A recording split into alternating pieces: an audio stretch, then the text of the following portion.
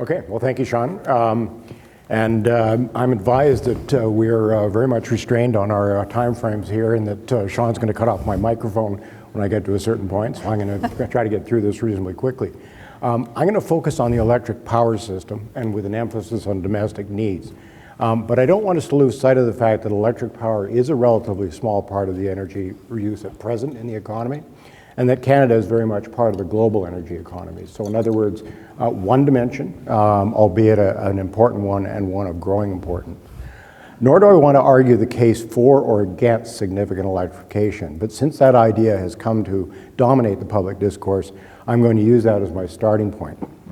My basic proposition is that in a widespread electrification scenario consistent with Canadian greenhouse gas aspirations for mid-century, it is impossible, for me at least, to imagine a scenario that does not involve significant large-scale power system enhancement and growth. I'm going to talk about both the nature of the challenge and finish up with some of the implications for policymakers. So let's start with scale, measured in terms of capacity. As Monica mentioned, today electricity accounts for around 20% of end-use energy in Canada as a whole. So what would it mean to, let's say, triple or quadruple that? There are many credible but necessarily speculative estimates of what that might mean in terms of new generation capacity. But for the sake of argument, and assuming very significant advances in system and end-use efficiency, we are talking about potentially more than doubling our existing electrical generation capacity from around 150,000 megawatts at present to over 300,000.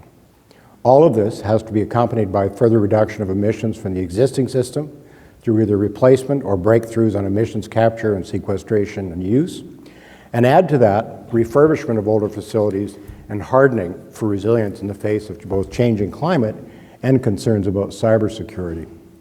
But scale concerns more than capacity. It also deals with the actual power generated. Power generation will vary depending on how much capacity is baseload, how much is dispatchable. In order to meet system needs and variability by time of day and season, these are essential attributes.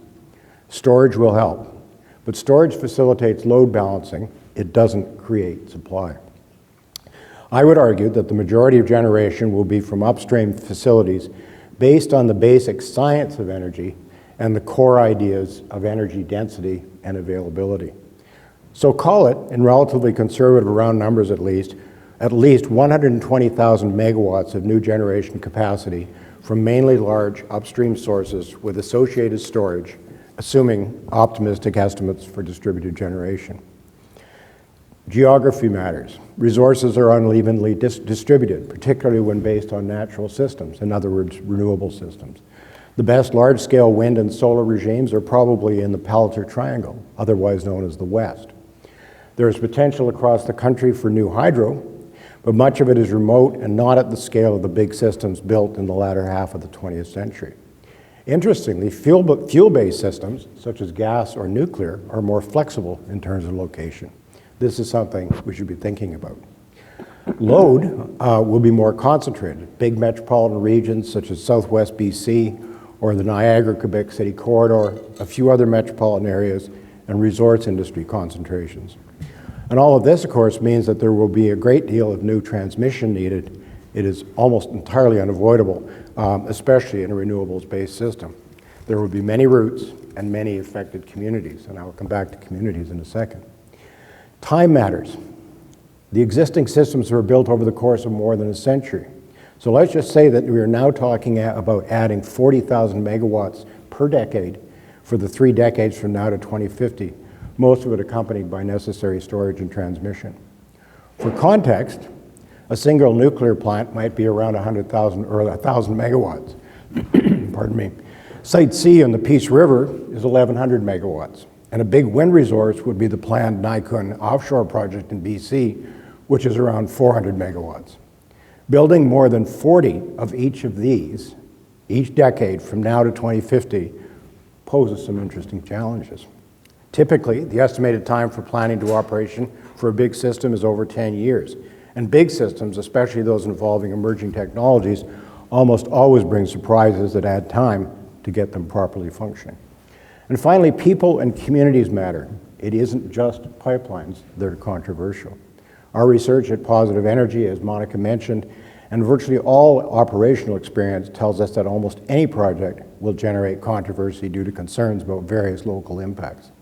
All of this will entail policy, planning, community engagement and consultation, and formal regulatory processes, as well as, inevitably, much judicial involvement.